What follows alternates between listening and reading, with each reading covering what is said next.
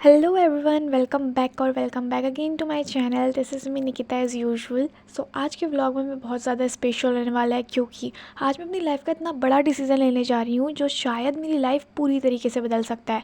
सबसे पहले दिन की शुरुआत मैं करती हूँ भगवान जी को जल अर्पित करके। मोस्ट ऑफ द वीडियोज़ में आपने देखा होगा कि सिर्फ मैं सूर्य भगवान जी को जल चढ़ाती हूँ, लेकिन ऐसा बिल्कुल भी नहीं है।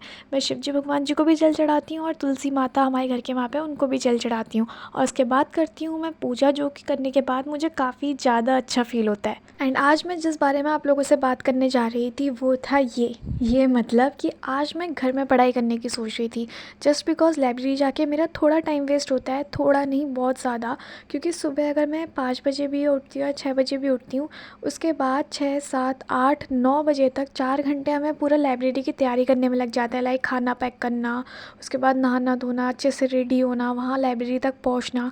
क्योंकि लाइब्रेरी हमारे घर से काफ़ी दूर है और पापा हमें रोज़ डेली स्कूटी में छोड़ते हैं, तो एडिशनल खर्चे भी होते ही हैं फॉर ऑब्वियस। लेकिन अगर मैं एडिशनल खर्चे को भी हटा देती हूँ तो उससे ज़्यादा जो चीज़ मेरी वेस्ट होती हैं डैट इज़ टाइम। क्योंकि मुझे 5 घंटे अगर मैं सब चीज़ों को मिला के देखती हूँ, रेडी होने से लेके खाना पीना खाने तक, खाना पीना पैक करने तक, उसके बाद लाइब्रेरी पहुँचने तक, तो 4 to 5 आवर टोटल आने जाने में मेरे वेस्ट होते हैं। And that is too much to ask for. तो मैं 5-6 घंटे अपने यूटिलाइज़ कर सकती हूँ, सेव कर सकती हूँ। तो इसीलिए मैंने सोचा कि आज मैं घर रह के देखती हूँ, घर में पढ़ाई करूँगी और जैसा भी होगा फिर उसके बाद I will take the next step. तो अगर तुम लोग भी घर में रह के पढ़ाई कर रहे हो and if you are having only 1 and 2 room, तो तुम घर में मत पढ़ो, बेटर है कि तुम लाइब्रेरी चले जाओ। लेकिन if you are having 4 to 5 rooms और एक रूम तुम्हें पर्सनली तुम्हारी पढ़ाई के लिए मिल सकता है, तो go and ask your parents for that, क्योंकि वो तुम्हारे लिए सबसे अच्छा ऑप्शन रहेगा। तो आज मैं कर रही होती परसेंटेज का chapter and suddenly my sister saw me struggling to record the video, so she asked me to set the camera properly. तो फिर मैं उससे कहती हूँ कि ठीक है, तू कर ले, अच्छे से सेट कर ले। क्योंकि मेरी सिर्फ 2 बहनों को पता है कि मेरा यूट्यूब में चैनल है एंड मेरे भाई को। उसके बाद मेरे पापा और चाचा आ जाते हैं देखने के लिए कि मैं वीडियो क्यों रिकॉर्ड कर रही हूँ। तो मैं भी ना ऐसे करके बात टाल देती हूँ कि हाँ मुझे किसी को भेजनी है, मतलब मैम का मैसेज आया था कि एक वीडियो बना के भेजनी है, ऐसा वैसा। तो ये कह के मैं बात टाल देती हूँ। And for all of you I want to say that my family is really very supporting. तो उन्हें लगा कि मैं ज़्यादा डिस्टर्ब ना हूँ, तो उन्होंने पता है क्या किया, दोनों साइड से डोर्स हैं वो दोनों साइड से बाहर से लॉक कर दिए ताकि कोई भी अंदर ना आ सके। और मुझे भी अगर बाहर जाने की, सोने की इच्छा हो, क्योंकि ये रूम में बेड नहीं है, पूरे सोफ़ा है एंड एक टेबल है, बस हो गया।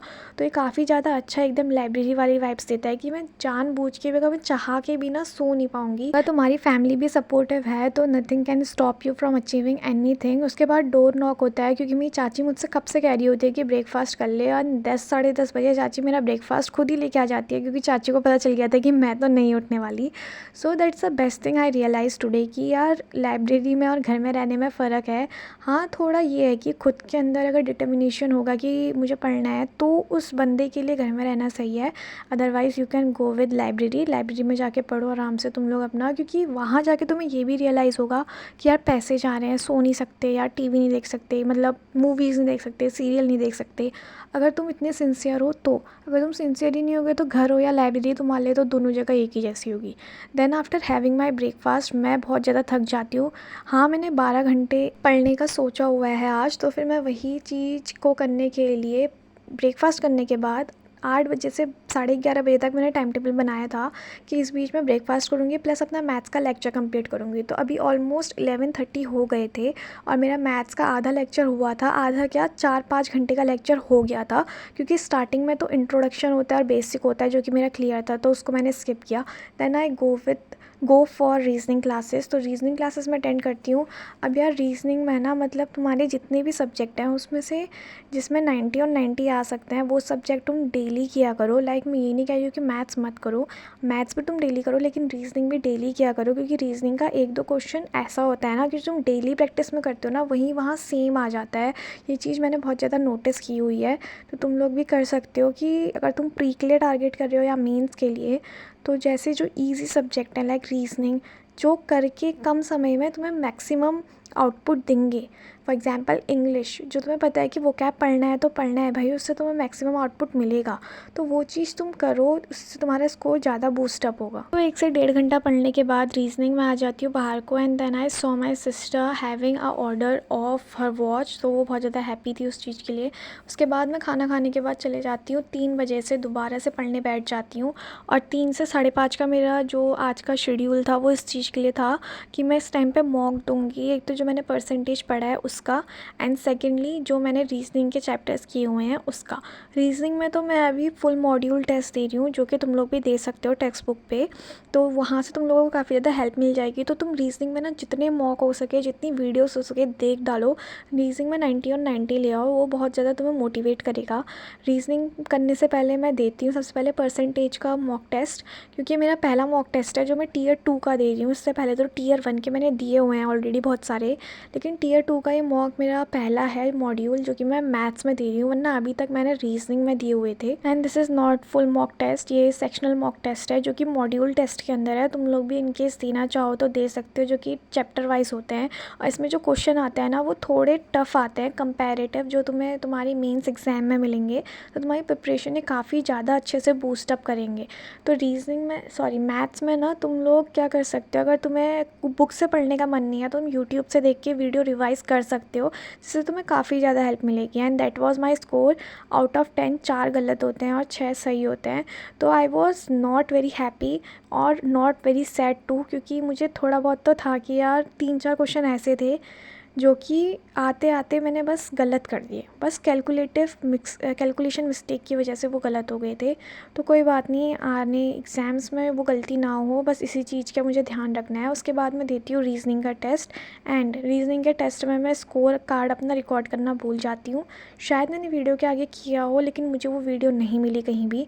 मुझे ध्यान ऐसा था कि मैंने अपना स्कोर नोटिस किया था, रिकॉर्ड किया था, लेकिन ऐसा कुछ भी नहीं है, मुझे वीडियो में नहीं मिला वो। तो रीजनिंग तुम लोग किया करो भाई, डेली किया करो, डेली मॉक दिया करो। तुम्हें जब भी कुछ पढ़ने का मन ना करे ना, तुम बस लैपटॉप उठा के अपना मॉक देने लग जाओ। अब मैं ये मत सोचना कि मैंने लैपटॉप उठा के कहा है, क्योंकि टियर 2 की अगर तुम प्रिपरेशन कर रहे हो तो तुम अगर फ़ोन से दोगे तो तुम्हें थोड़ी बहुत दिक्कत आ सकती है। तो इसीलिए बेटर यही रहेगा कि तुम लोग अपना मॉक जो है वो टियर 2 के लिए लैपटॉप वगैरह से दो। देन 6 to 7:45 मेरा जो रूटीन था वो था ज्योग्राफी पढ़ने का। तो घर में रह के एक एडवांटेज और होता है कि बचपन से मुझे शौक़ था टीचर बनने का। मुझे अच्छा लगता है कि मैं बच्चों को पढ़ा रही हूँ, इमेजिनरी बच्चे जो मेरे आगे से बैठे हुए हैं, और वो चीज़ ना खुद को भी याद होती है। तुम लोग अगर घर में हो गया और तुम्हें पढ़ने का मन नहीं कर रहा होगा, यार ज्योग्राफी बोरिंग है, ऐसा है वैसा है, तो तुम ना खुद को टीचर समझ लिया करो, एंड ऐसा समझा करो कि तुम्हारे आगे से बच्चे बैठे हुए हैं और तुम उन्हें कुछ चीज़ पढ़ा रहे हो। तो that is my way of learning many things, क्योंकि मैंने ऐसे करके शायद नहीं, बहुत सारी चीज़ें सीखी हुई हैं, नॉट इन अभी के टाइम पे, लेकिन पहले भी 10th में जब मैं थी, 9th में जब मैं थी, 8th में जब थी, आई रिमेंबर कि मुझे कितना ज़्यादा अच्छा लगता था। और जैसे ही मैं कुछ चीज़ किसी को पढ़ाती थी तो वो चीज़ मुझे खुद से बहुत ज़्यादा याद रह जाती थी लंबे टाइम तक। दैन आ जाता है मेरा भाई, और उसी भी मैं थोड़ा बहुत पढ़ा देती हूँ मैथ्स वगैरह, एंड उसके बाद मैं इसको बैठाती हूँ कि मैं अपना कैमरा का पोजीशन देख सकूँ, and this is what he was doing, always irritating. Then मैं सोचती हूँ टाइपिंग टेस्ट देने की, क्योंकि लंबे टाइम से मैंने नहीं दिया हुआ था। लेकिन आज जो मैंने डिफरेंस किया ये था कि मैंने कीबोर्ड नया लेके आई, और उसमें मुझे बहुत ज़्यादा दिक्कत हो रही थी। तो तुम लोग भी अगर लैपटॉप के कीबोर्ड में देते हो तो तुम लोग उसको छोड़ दो आदत, क्योंकि वहाँ तुम्हें ऐसा लैपटॉप का कीबोर्ड नहीं मिलने वाला है। तुम एक नया कीबोर्ड लेके आओ। एंड लिटरली मेरे हाथों में बहुत दर्द होने लग गई थी, पता है। एंड वन मोर थिंग मैं तुम्हें बताना चाहूँगी कि वहाँ जब हम लोगों का टाइपिंग टेस्ट वगैरह चल रहा होगा ना, तो तुम वहाँ अकेले टाइपिंग नहीं कर रहे होगे, वहाँ बहुत सारे बच्चे टाइपिंग कर रहे होंगे, और इतने सारे कीबोर्ड टैब होने की साउंड तुम्हें आएगी कि तुम लोग बहुत ज़्यादा नर्वस हो जाओगे। तो मेक श्योर कि जब भी तुम टाइपिंग वगैरह करो तो तुम्हारे आसपास का जो माहौल हो वो बहुत ज़्यादा नॉइसी हो, ताकि तुम अटेंशन अपना उस टाइम पे पूरा सिक्योर कर पाओ। उसके बाद मैं अपने भाई से कहती हूँ कि तू इतना उछलने में रहता है, आजा बैठ अपनी टाइपिंग करके दिखा, ताकि इसका भी बेनिफिट हो, थोड़ी टाइपिंग भी सीख जाए, और दूसरा इसमें बहुत सारे वर्ड्स भी होते हैं, कुछ स्पेलिंग इसके दिमाग में भी बैठ जाए। So I was happy seeing his score, क्योंकि इसका जो स्कोर था that was 12 words per minute, और एक्यूरेसी भी ठीक थी। तो I was happy for him, और मुझसे ज़्यादा हैप्पी तो ये था, इतना ज़्यादा खुश हो रहा था। देन मैं अपना स्कोर देखती हूँ तो दैट वाज अराउंड 35। तो मुझे बहुत ज़्यादा इंक्रीज़ करना है, अराउंड 40 तक तो मुझे पहुँचाना ही है।